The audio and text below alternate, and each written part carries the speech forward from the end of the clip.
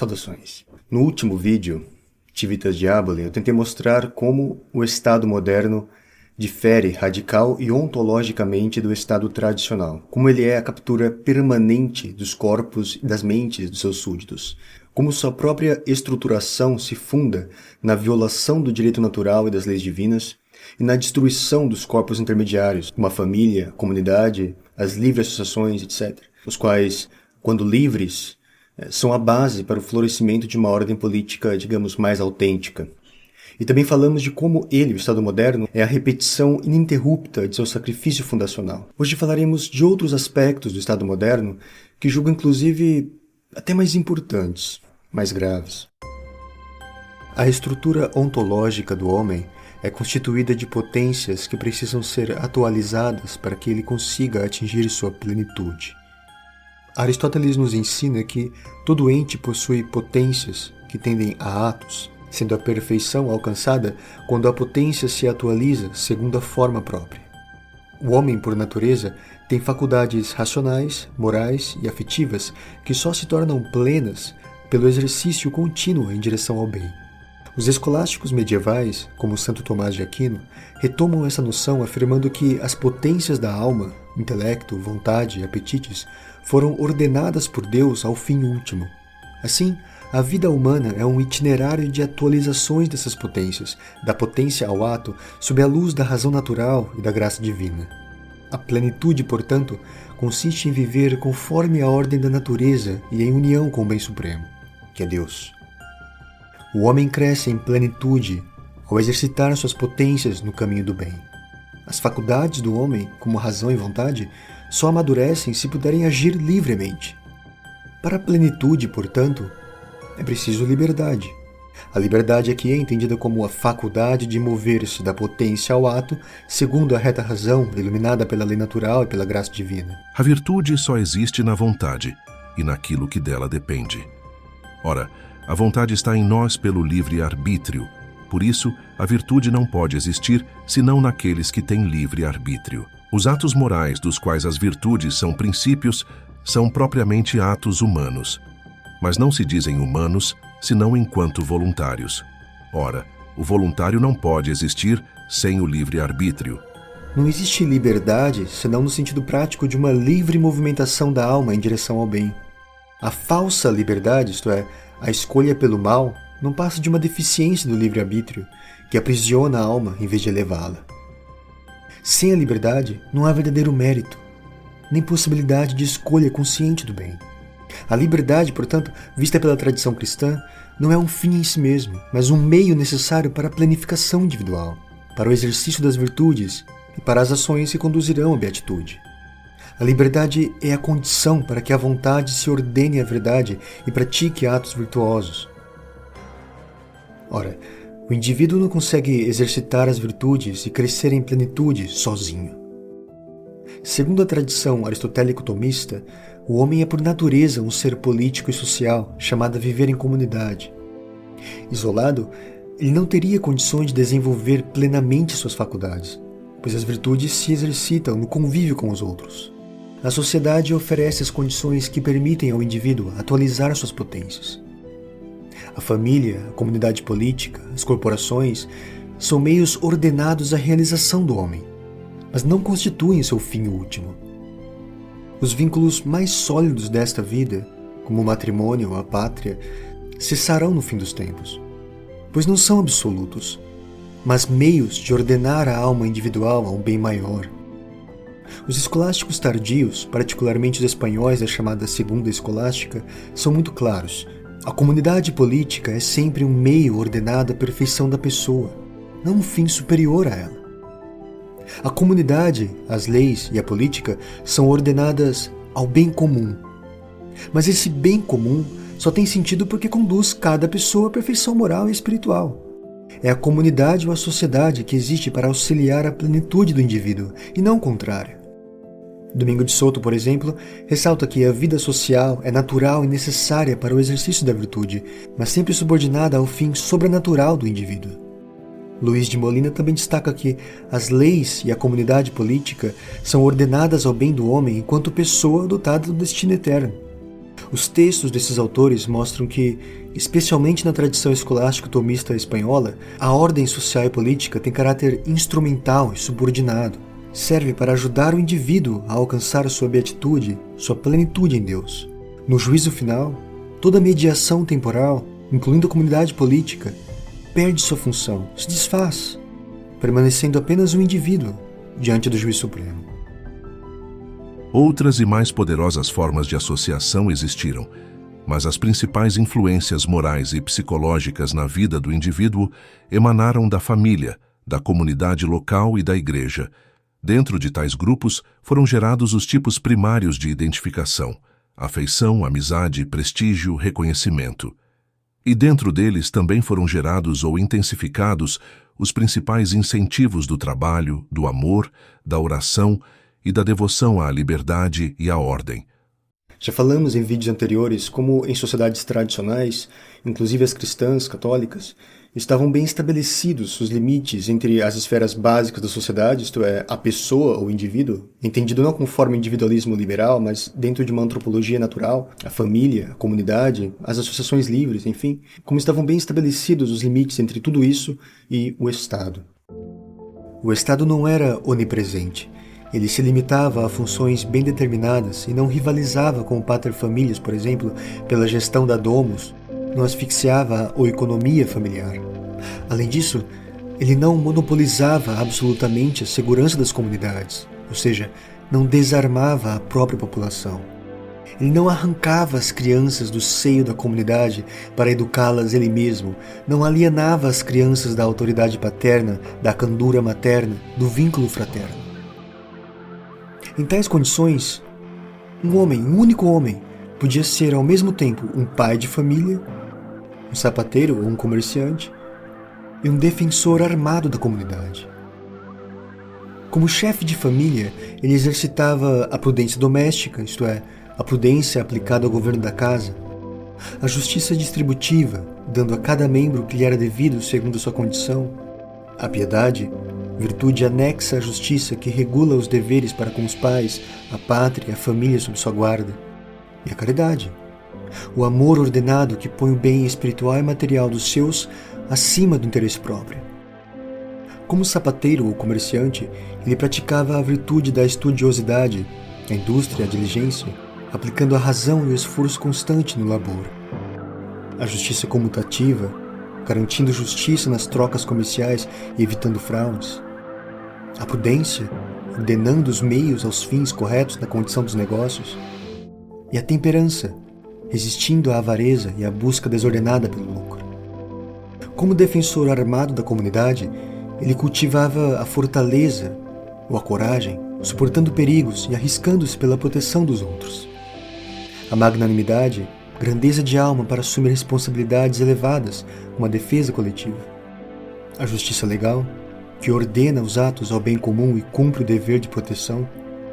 E a virtude militar, é claro, anexa à fortaleza e à coragem, que regula a disposição para combater com ordem e justiça.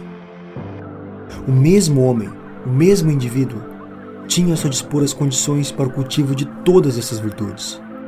Se ele não as aproveitasse, isso era um problema dele. Ele teria que responder depois em seu juízo particular diante de Deus. Mas o fato é que ele estava livre para cultivá-las. Este homem, o homem tradicional, era um homem multidimensional, por assim dizer. Era um homem claramente mais completo do que o homem moderno e contemporâneo, porque a limitação do Estado, segundo as leis naturais, lhe garantia aquele mínimo de liberdade necessária para a planificação individual. No último vídeo, Civitas Diaboli, falamos um pouco sobre a invasão do Estado na esfera privada, a violação da esfera sagrada da família e a pulverização dos corpos intermediários, enfocando a biopolítica do século XIX. O próprio slogan da biopolítica, é preciso defender a população dos perigos biológicos que estão ocultos nela mesma, é apenas uma versão, digamos, eugenista do slogan ideológico do Estado moderno, a saber, é preciso proteger a sociedade dela mesma. E é sob este pretexto, alegando as melhores intenções, que o Estado vai pouco a pouco solapando as condições pelas quais a sociedade podia cultivar as virtudes. Até o começo do século XX, O indivíduo e a sociedade, embora já constrangidos pelo Estado moderno, ainda gozavam de um resquício de liberdade para atualizar suas potências e exercitar as virtudes. Ao longo das décadas, no entanto, vão se multiplicando programas governamentais, instituições estatais, ministérios disto e daquilo, e o resultado foi o monopólio estatal dos modos de viver. Quando na sociedade moderna o Estado centraliza o poder em si, corrói os laços intermediários, família, corporações, associações, produzindo atomização e enfraquecimento das relações horizontais. Quando o Estado monopolizou a segurança da população, ou melhor, roubou a segurança das mãos do pater familias e da comunidade, ele não apenas lhes tirou as armas, mas, com elas, os meios necessários para eles exercitarem as virtudes correspondentes a esta função e atingirem a plenitude. O Estado, assim, amputou parte fundamental do que fazia os homens ser homens. Quando o Estado cria programas assistenciais que, aliás, visam manter as pessoas em situação de carência em vez de ajudá-las a se firmarem sobre as próprias pernas, desde Roosevelt tem sido um meio de ampliar o poder estatal, enfim. Quando o Estado cria esses programas assistenciais, a amputação é dupla. Por um lado, ele amputa do beneficiário desses programas os estímulos para combater a miséria pelas próprias virtudes. E, por outro lado, induz a sociedade a abster-se de praticar ela mesma a caridade. Em vez de ajudar ao próximo, eu mando ele ir procurar um centro de assistência do governo, sustentado, aliás, com dinheiro tomado à força de mim mesmo e da população. Quando o Estado interfere em uma briga de crianças, retira delas as oportunidades de exercitarem suas capacidades de resolução de conflitos e as virtudes correspondentes. Mas não são essas situações, essas intempéries juvenis, oportunidades de amadurecimento? Quando o Estado monopoliza a educação, ele priva a criança da pedagogia viva do cotidiano familiar e comunitário, cheio de problemas reais que estimulam o entendimento, tudo por um pedaço de papel, tudo por um conjunto de conhecimentos tão profundos quanto a superfície de um diploma, e retira dos pais o direito a serem pais e dos velhos o direito a exercerem esse papel social de velhos. Quando o Estado determina como um casal deve resolver suas divergências, inclusive inculcando na mulher um certo vitimismo e fazendo-a enxergar seu marido, com o qual ela devia ser como um só corpo, como um inimigo, como seu assassino em potencial, quando o Estado determina como um casal deve resolver suas divergências, ele está subtraindo do homem e da mulher o livre exercício das virtudes correspondentes à vida conjugal. Quando o Estado diz como as coisas devem ser feitas, não pode haver mais virtude. Pois não pode haver virtude que não seja baseada na livre escolha pelo bem. E não pode haver virtude também, é claro, sem a autonomia dos corpos intermediários que existem entre o indivíduo e o Estado, pois é esta rede de corpos intermediários que, como já vimos, auxiliam o indivíduo na construção de seu caráter virtuoso. Confirmaríamos assim a tese de Alasdair MacIntyre, segundo o qual a virtude implica um conceito de um eu, cuja unidade reside na unidade de uma narrativa que liga o nascimento à vida e à morte como narrativa com início, meio e fim. Na modernidade perdemos as tradições que formam o caráter virtuoso. Sem as narrativas morais e as práticas sociais, as pessoas não conseguem desenvolver as virtudes necessárias para a vida adulta moral. Ficam desnarrativadas e fragilizadas moralmente. Ou seja, seguindo o raciocínio aqui proposto, quando o Estado desintegra as células básicas da sociedade e desfaz a rede comunitária orgânica sobre a qual o indivíduo podia apoiar-se para o desenvolvimento de seu caráter virtuoso, ele impossibilita, na raiz, a integridade do eu autêntico. Ele erradica as condições para a virtude. Em suma, como escreve Robert Nisbet, liberte o homem dos contextos comunitários e você não terá liberdade e direitos, mas sim uma solidão intolerável e a sujeição a temores e paixões demoníacas. O que restou daquela existência multidimensional e planificável? Não resta nada, efetivamente, ou quase nada. O resultado desse processo de alienação estatal dos meios de viver, é um ser humano que não foi criança, nem é adulto, nem será velho. É um homem sem rosto, pois privado dos meios naturais de construção da sua personalidade. Este homem despersonificado é justamente o homem-massa de que falam tantos autores, totalmente dissolvido na multidão. Afinal, como os iguais se atraem, o indivíduo sem rosto procura fundir-se em uma massa sem rosto. A massificação, tanto psicológica quanto social ou política, começa com a despersonificação do indivíduo, através do que Paulo Cogos, por exemplo, chama de alienação antropológica por substituição, quando o Estado substitui e monopoliza todas as funções que antes pertenciam ao indivíduo, à comunidade, à igreja, enfim. Quando a pessoa aceita um arranjo socialista, monopolista para a defesa da nação, a estatização da defesa nacional, o que nós estamos tendo aqui? Uma pessoa iluminada capaz de melhorar o output, a produção de defesa. E com isso nós tiramos a atitude cívica, a responsabilidade do homem de defender sua própria pátria. Ou seja, onde eu quero chegar com isso? Que a tecnocracia, que é a forma de legitimar o socialismo, ela vai gerar uma alienação antropológica por substituição. Isso é um termo que eu inventei, AAS. Alienação antropológica por substituição. Em outras palavras, o Estado substitui o homem em dimensões fundamentais da sua existência. Se o Estado toma para si a defesa nacional, o homem ele é aleijado antropologicamente porque o Estado substituiu a sua função de defender a terra natal. Quanto mais longe da família isso acontecer, menos pior. A hora que isso chega na família, meu amiguinho, acabou a sociedade. A hora que o Estado começa a substituir a confiança que o homem tem na mulher através da imposição de um código civil, ou a mulher no homem, né? A hora que o Estado começa a querer ditar para os pais como educar os filhos, proibindo o homeschooling, por exemplo.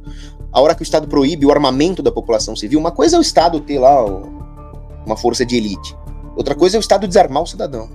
Aí você já está entrando no âmbito da família. Aí é a destruição completa da sociedade. Este homem é manipulável como nenhum outro na história universal. Ele é cada vez mais carente, incapaz e infantilizado. Cada vez mais distante da plenitude.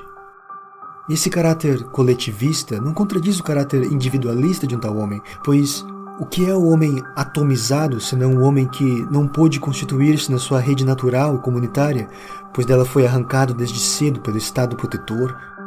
O homem quase apenas em potencial. O homem que poderia ter sido, mas não foi porque o Leviatã mutilou as suas melhores possibilidades, cortou, bloqueou, burocratizou todas as suas relações naturais e o deixou como um homem sem qualidades, ligado a outros por laços meramente legais, abstratos, que tremem, desmancham ou se reconfiguram pela força misteriosa de autoridades que ele jamais vai conhecer. E mais do que isto, é este estado que desnarrativou o eu individual que vai lhe dizer o que é a própria realidade.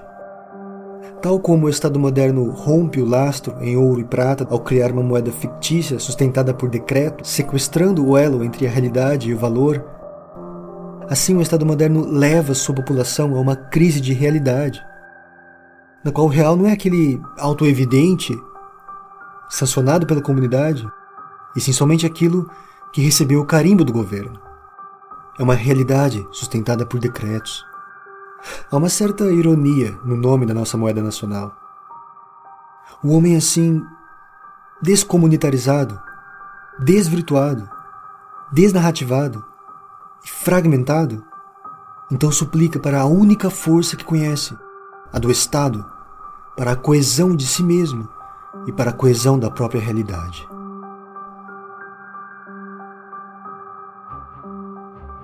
Danton, revolucionário francês, teria dito a seguinte frase: sejamos terríveis, para que o povo não tenha que sê-lo. Esta é uma das chaves para entender o Estado moderno. Ele se orienta para a construção de uma nova sociedade perfeitamente organizada pela razão, que nada mais é do que a razão de uma elite burocrática estatal, uma sociedade totalmente disciplinada, funcionando como a engrenagem de um relógio, na qual a violência seria extinta justamente porque o Estado a tomou para si. Bom, antes de mais nada, o ideal de um paraíso securitário na Terra é antinatural. E como sempre acontece quando a política se desvaira por ideais antinaturais, ela não termina senão por agravar os males que ela tentar eliminar. Uma das principais consequências do estado tutelar é a perda da noção de responsabilidade dos indivíduos, principalmente dos indivíduos que operam a máquina estatal. O experimento Milgram, por exemplo, foi capaz de mostrar como as pessoas se tornam capazes de obliterar considerações morais para torturar e, se necessário, matar o inocente se ordenadas a tal por uma autoridade como a do tipo estatal, legal burocrática. A responsabilidade é transferida para o Estado. Não fui eu que torturei ou matei. Foi o Estado. Não foi essa a justificativa de Eichmann, quando alegou inocência apoiado no fato de que só cumpria ordens? A triste verdade é que a maior parte do mal é feita por pessoas que nunca decidem ser boas ou más. O Estado aliena as pessoas da capacidade de julgamento moral de seus próprios atos. Pessoas comuns, simplesmente fazendo o seu trabalho e sem qualquer hostilidade particular, podem tornar-se agentes de um processo terrivelmente destrutivo.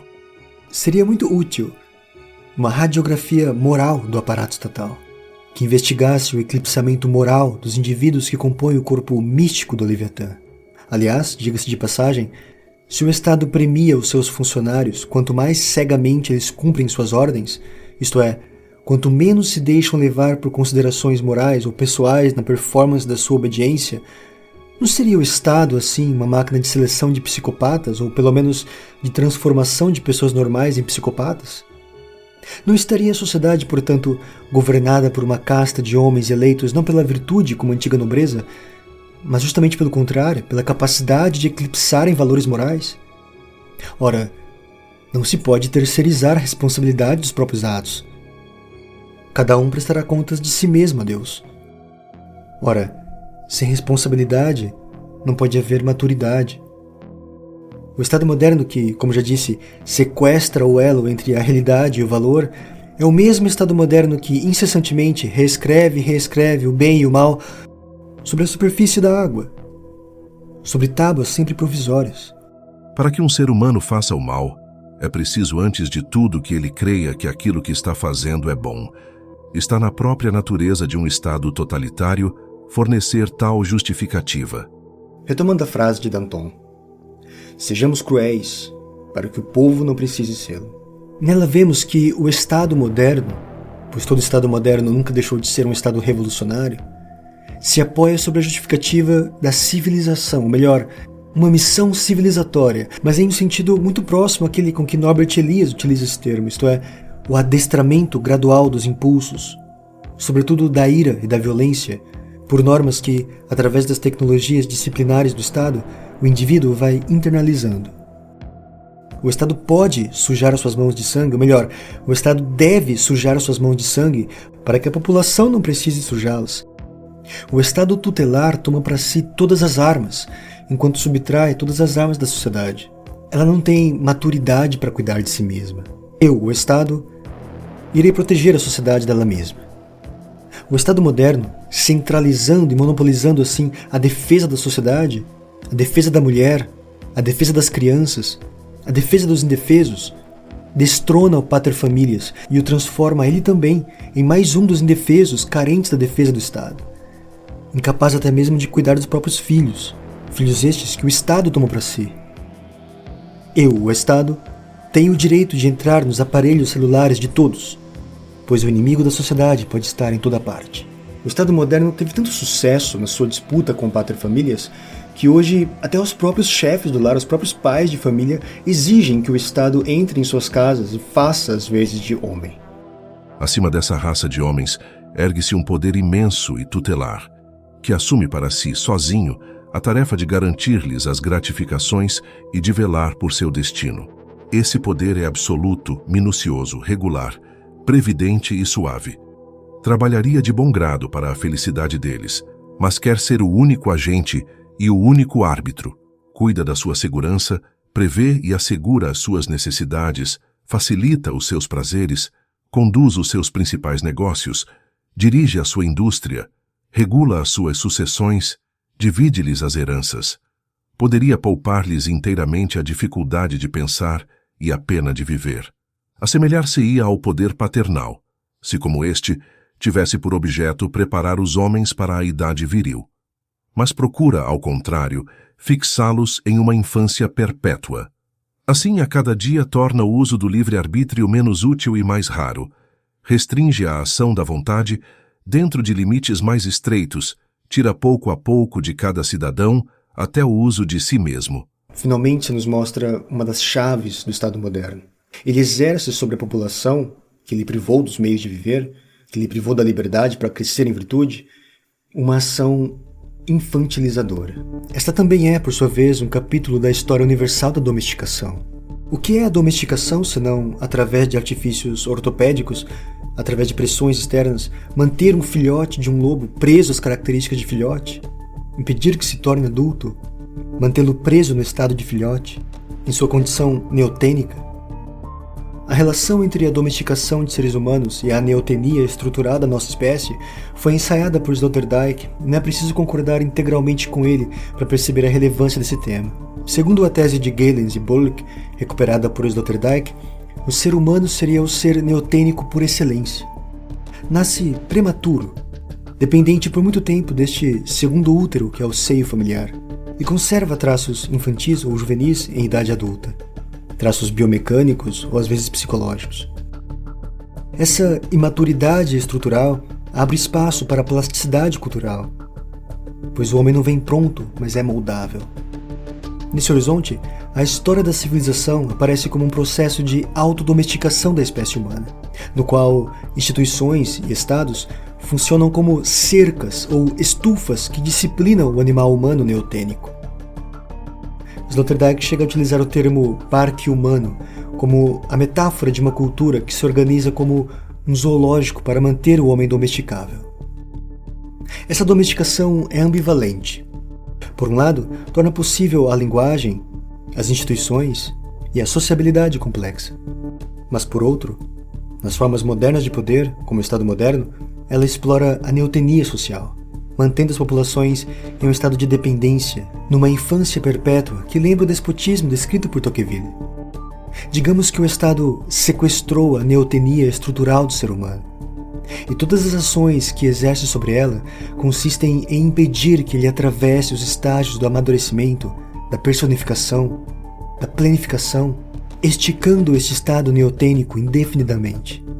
Ou, para falar diretamente, aprisionando no estado infantil ou lactante. Dizer que uma parcela cada vez maior da sociedade mama no Estado não é uma figura de linguagem desprovida de realidade antropológica.